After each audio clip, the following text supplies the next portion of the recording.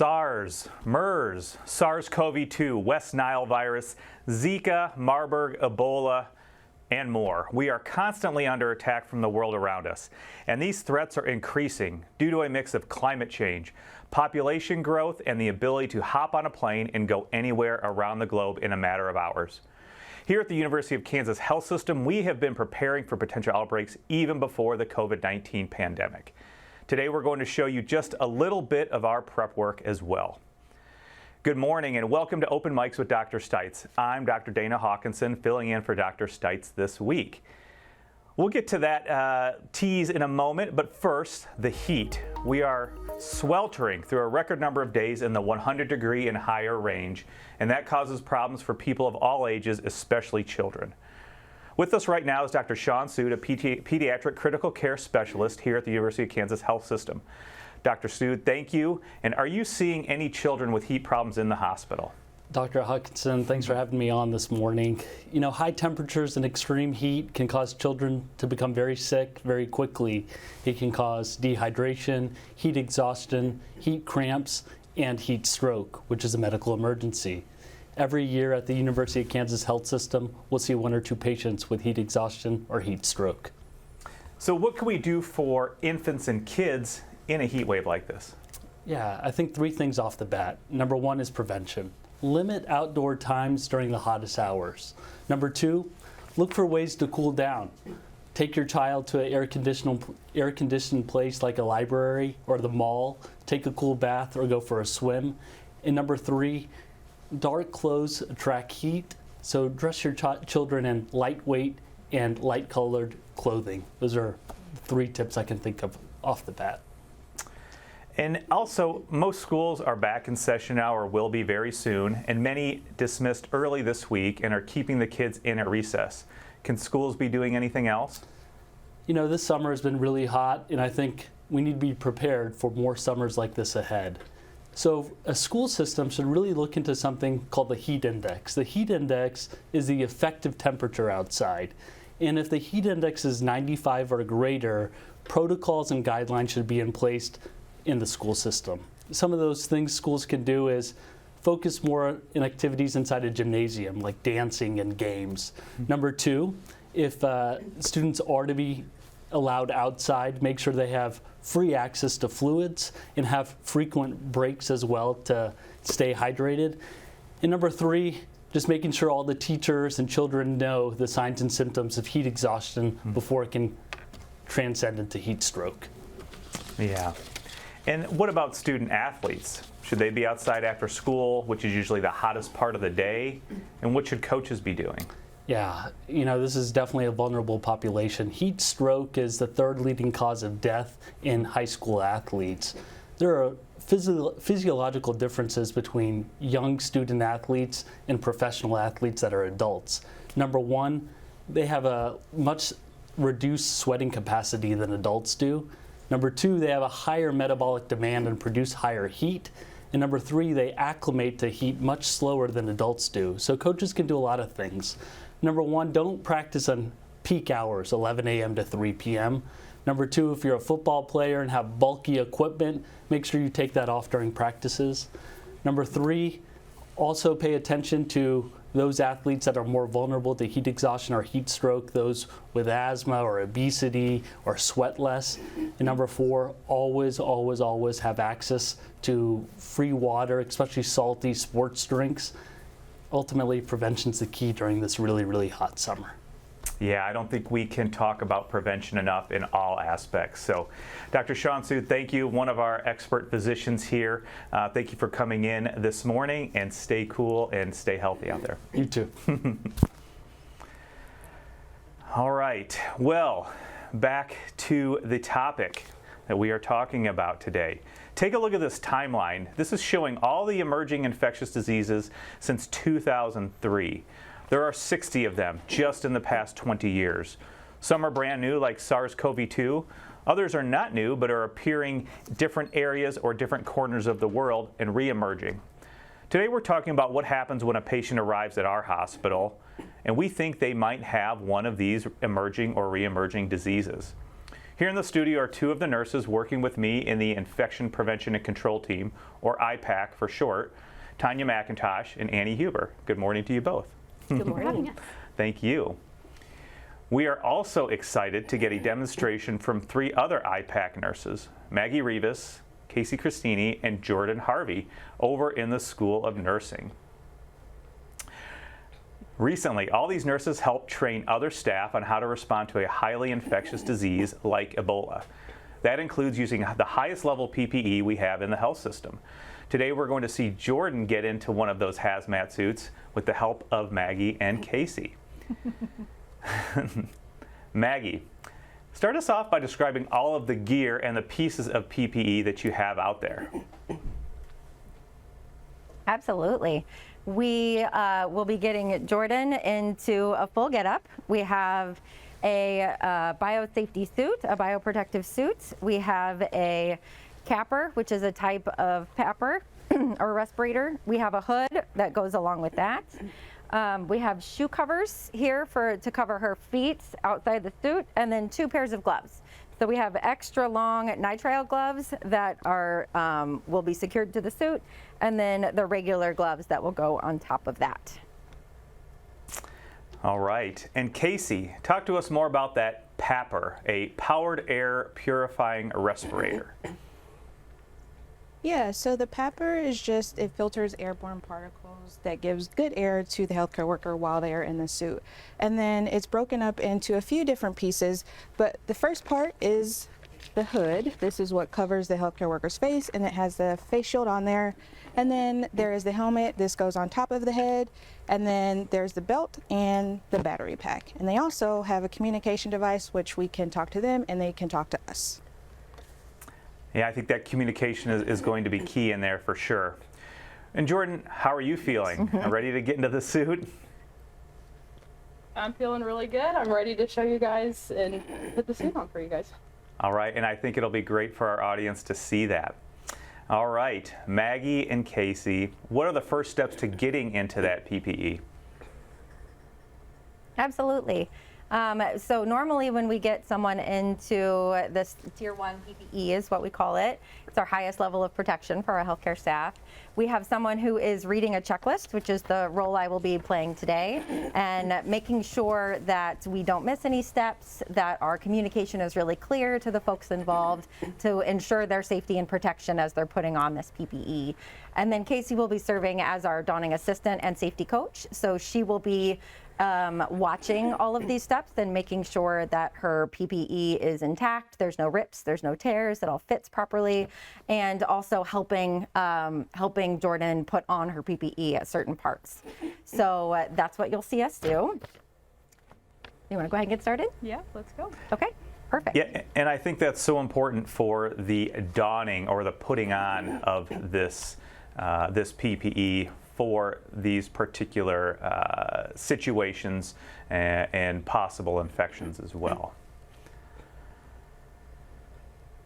And so we will let you guys continue, get ready, and we'll be watching So here. our first step is to lay hood and heavy loading filter on the counter, which we already do. So as they are getting ready, Go we ahead. are going to be here in the studio and helping describe it as well as answer any of your questions. Tanya and Annie, you've both been in that PPE before. What is it like in that suit? Yeah, so it is a really interesting experience. That's the only way to say it. The capper, as you saw, will go on the head and fully cover the nurse's head as they're in the suit. And then they'll wear that BPS suit as well. So their body will be fully covered and fully protected from any blood or body fluids that these patients may have. The suits are rated so that they don't allow blood and body fluids into them. And as you can imagine, they do get hot after a period of time. So we don't let our nurses wear them for very long and they rotate out. The capper itself, though, the PAPR, does blow air on the healthcare worker's face. So that does help keep you a little more cool as you are wearing it. And overall, I mean, the experience isn't bad. Overall, you get kind of comfortable in the suit, and the little air blowing and white noise of the suit is kind of soothing overall. So It's not a bad experience, but as you can imagine, they get hot, they get sweaty, so we don't only wear those for short periods of time. Okay. And so also, PPE is just part of the picture. If an Ebola patient arrives, we activate certain protocols and procedures. And can you tell us about where we would start doing that and what those would be? Yeah, so anytime a patient would present to our facility with concern for Ebola, we would immediately try to kind of sequester them away. We have plans and pathways in place for getting them up to a small isolated unit that we have that is set up specifically for the care of these patients. So it has some extra security features. It's been set up so that it makes our taking on and putting on and taking off of the PPE a little easier. And then also has lots of areas where we can really visualize the staff. So the rooms have glass doors, so you always have a nurse outside who can watch what the nurse is doing inside for any breaks or tears in their PPE. So this small unit is kind of specialized and set up in a way that we've been able to adapt it over the years as well. Anything? Nothing to add. And so this was a special unit created for specifically like Ebola, but obviously we have kind of broadened that out as well. Right. Okay, so that is one of the procedures. So it's not only about PPE and the people, but it's also the areas in the hospital. So if there are multiple Ebola patients, are we staying in one suit, or are we changing suits in between patients? And who is really caring for these patients? We would change suits between patients. So if we leave the room of an Ebola patient, we would change our suit and put on a new suit to go into the next room. One of the major risk factors when caring for an Ebola patient is contamination with any fluid or blood from the patient, as that contains the Ebola virus that causes disease. So we really want to make sure, as part of our donning and doffing procedures, that we're making sure that we are limiting the exposure to healthcare workers and exposure between patients, in case, you know, we do have a positive Ebola patient, but then the next patient in the room might have malaria and might not have Ebola as well. As far as the people that are caring for these patients, we do have a team made up of critical care nurses and emergency department nurses. But in the event that we do have more patients than what our team can staff, we do have just-in-time training available, so we'll put out a call to say who wants to help. I think that's vitally important, is who is going to be helping to take care. So when we understand who is going to be doing it, how do we train or educate floor nurses and other staff for these types of scenarios? Yeah, so as we talked about, we have a specialized team. However, we know that in the event of an actual patient, we're probably going to have to bulk up that team. So those nurses who are specially trained can also be our content experts and help us train others, as well as our emerging infectious disease leadership team, which is made up of several of the IPAC nurses, as well as an education specialist, and our clinical nurse specialist of the emergency department.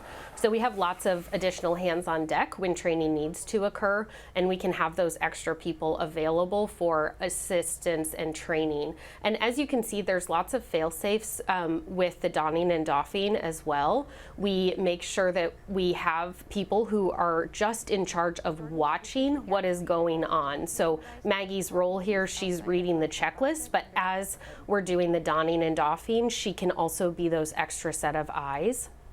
And same with Casey, as she is double checking anything that is going on, then she can make sure there's no rips, tears, things of that nature. And then with doffing, you can imagine taking all that PPE off is when you're at most risk. So that's when we really have careful eyes and planning on someone. And if anything occurs, we are really encouraging the healthcare workers to use infection prevention basics. Don't touch your hands that could be contaminated to your eyes, nose, or mouth. And follow those basic practices that we use all the time as well. So our nursing care ratio to the unit is actually 4 nurses to 1 patient. And that is because, as you'll see, this level of PPE is very intense. And so you can imagine they can't just go to the restroom when they need to. They have to take breaks. So our shifts in this PPE are no longer than 2 to 3 hours, 3 hours at the very max. And they have to take it all off, of course, so that takes a little extra time as well. So we have signals that we set up with the healthcare worker, we have communication devices that they wear. So if they need to get out of the PPE urgently, we can plan that ahead of time. If there are rips or tears that someone else notices, the healthcare worker gets immediately pulled from the space as well. And as you can imagine, it's mentally taxing as well to be in this PPE for an amount of time. We also don't want there to be inattention. And as I'd mentioned, you have kind of that white noise going on from the PAPR. So you can really only stay in it for a little period of time before you might start feeling the effects of getting kind of tired and sleepy and dehydrated. So every time they get out of the suit, they drink some water, eat a snack, pull your body and go to the restroom. So this happens every time they get out, every time they get in. Yeah, so such a big part of not just care for the patient, but really preparing to care for the patient. Well, as we look at back out there, Maggie and Casey and Jordan, how is it going? Going well. We're about done with our checklist. So she's already fully in the suit here, and we're getting ready for our last couple of steps. It's looking good. So how would you grade Jordan's donning so far? Any hiccups or issues? No, she's doing great. Lots of practice makes perfect. And is there any one part of the donning of that tends to cause more problems than others? The puffiness of the suit. Yes, I'd say the puffiness of the suit. You probably saw as she was putting it on that the shoe covers over her feet will kind of puff up as you're putting it on, and so it makes it hard to put those extra shoe covers on. And also just making sure to get this part on correctly and comfortably, because as you're attaching it and pulling it back, you can move the healthcare worker's neck and head around. So making sure that everything is fit and snug and comfortable. So Jordan, what is it like in there? I feel pretty good. Can you hear me okay? Yeah, it's great. I feel pretty good. I've got a nice breeze blowing on me from this capper hood. You know, after a while, you're probably going to get a little hot, but you know, that's why we take those extra precautions for our staff, that we're limiting the time that they're in these suits to that 3 to 4 hour shift, making sure you're hydrating before and after. But right now I feel good. I'm pretty comfortable.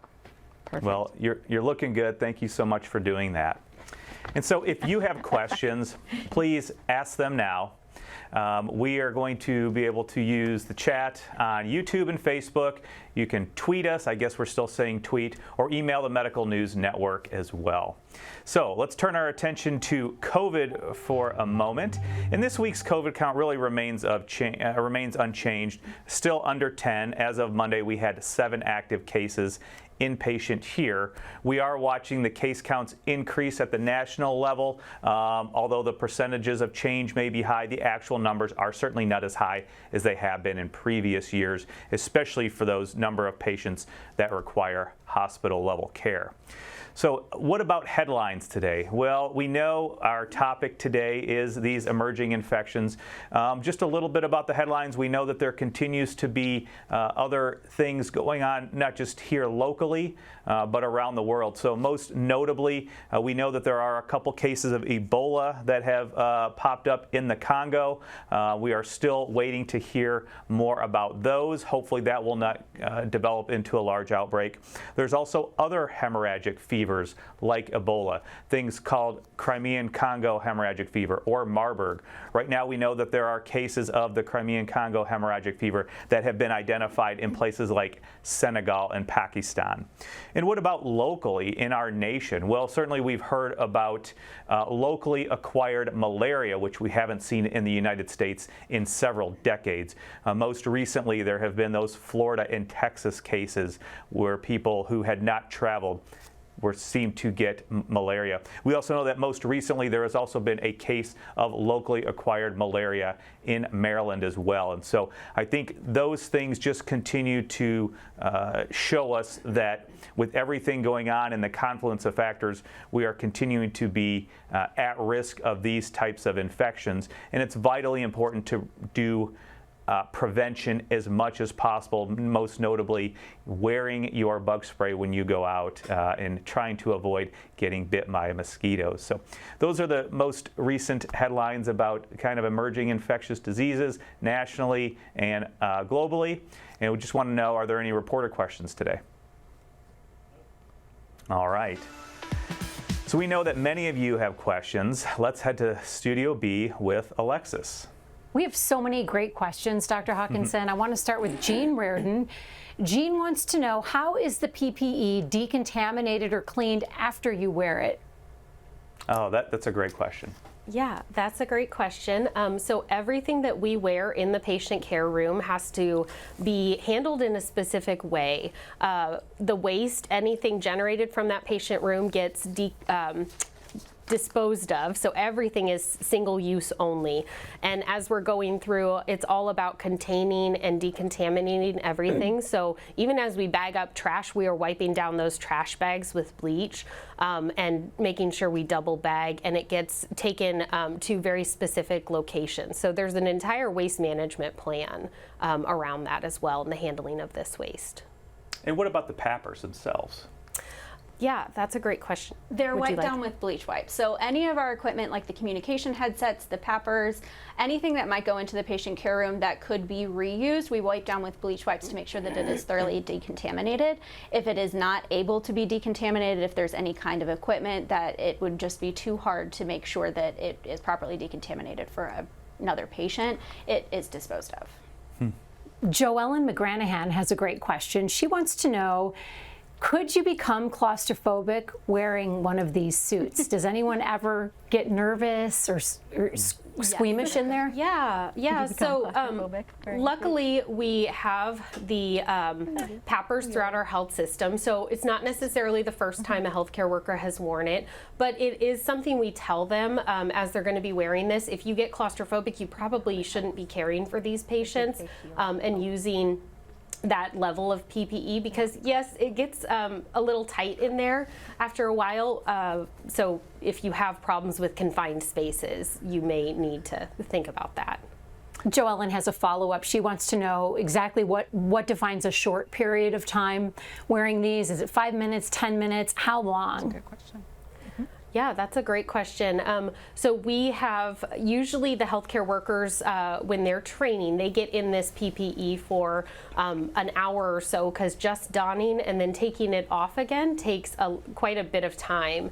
So they get lots of experience with it. And then we've also worn it for periods of time, even just in our office, to kind of get a sense of how long it's comfortable to wear. And again, if at any time the healthcare worker in the room is feeling uncomfortable, they have that communication headset to tell the people outside. And Jordan, any feelings of claustrophobia or fatigue right now? No, I feel really good. Okay, well, that's good. Yen Liang has a question. Yen would like to know, judging from the past and current data, is it possible to have a new pandemic with the progress of global warming? It is always a risk, especially as we've seen with some of the new locally acquired malaria cases. As climate change progresses, there is always a risk for any vector-borne diseases, so like malaria or Zika, to spread into regions where it hasn't been seen before.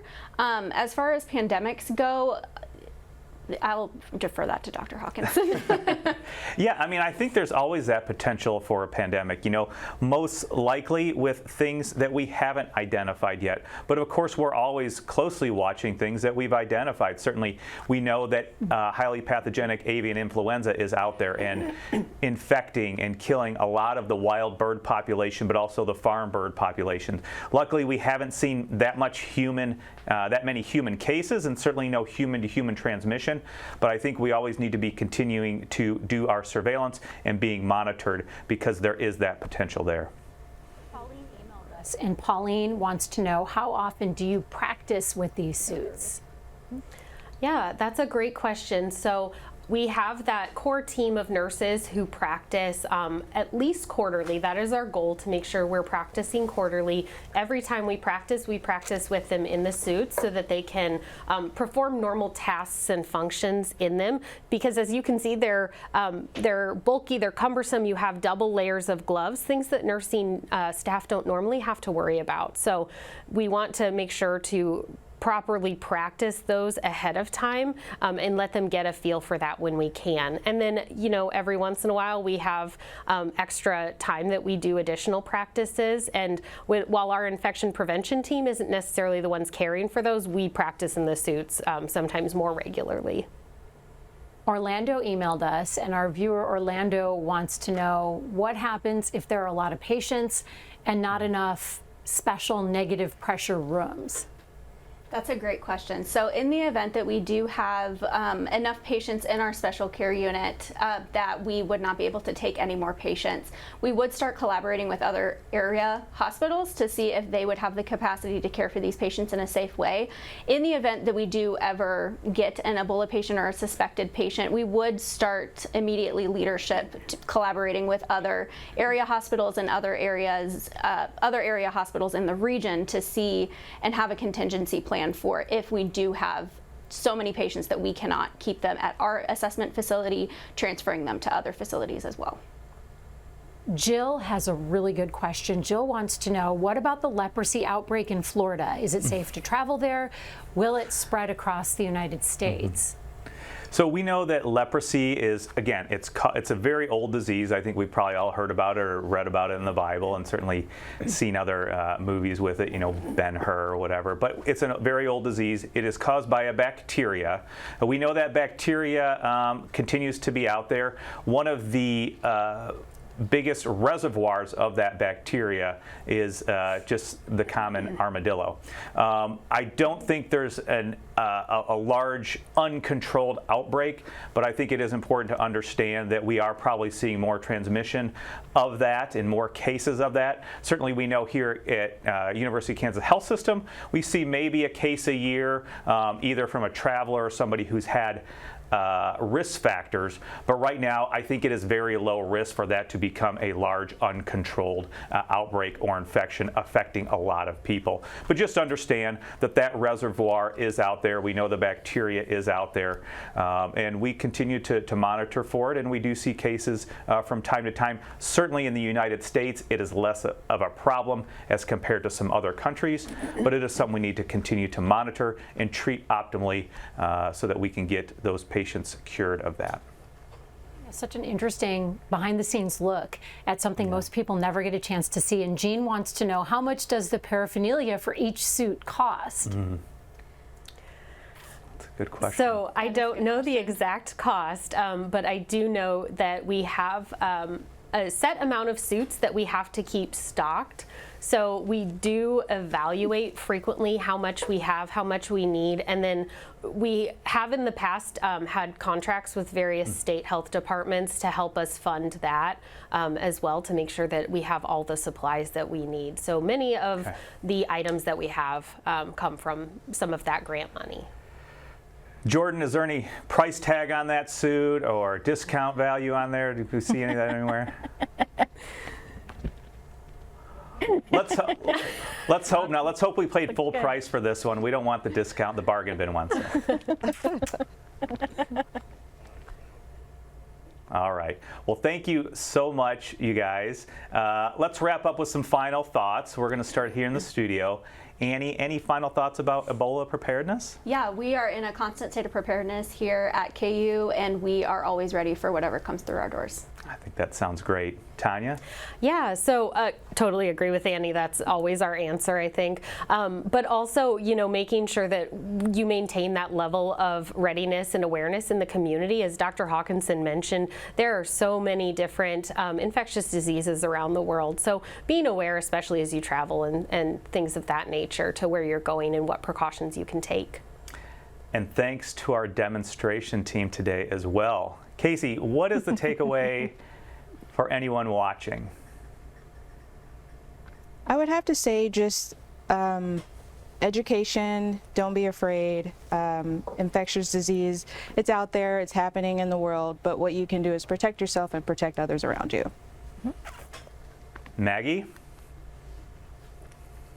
I would absolutely agree with Casey. I think knowing reputable sources to get your information and collaborating with other folks that have specialty and additional education and training is always really helpful to make sure that you're getting good factual information. And then our excellent guinea pig for today, Jordan, any final thoughts? I hate to be repetitive, but the same as Annie and Tanya are saying, that just making sure that we are constantly ready for just the next thing to come, and making sure that we're educated and well prepared. All right. Well, thank you again to all of you for being here today.